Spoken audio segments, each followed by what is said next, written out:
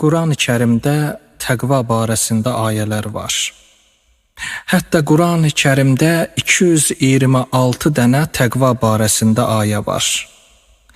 Allah bir ayədə buyurur ki, əgər o məmləkətlərin əhalisi təqvalı olub Allaha iman gətirsəydilər, göydən və yerdən onlara bir bəla nazil olsaydı, həmən şəxslər təqvalı olduğuna görə bəladan amanda qalardılar.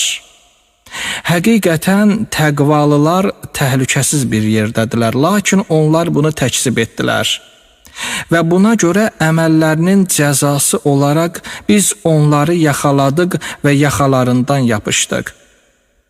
Başqa ayədə buyurur ki, göylərdə və yerlərdə nə varsa hamısı Allaha məxsusdur.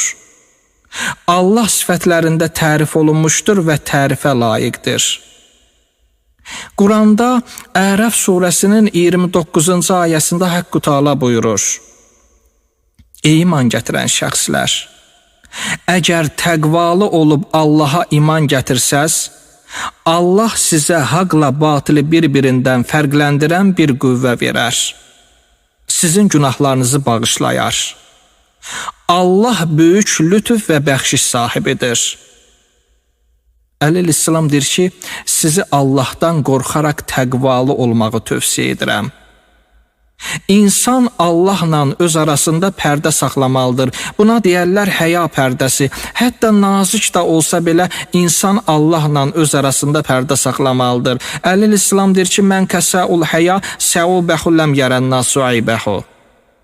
Hər kimin həya libası olsa, insanlar onun eybini görməz.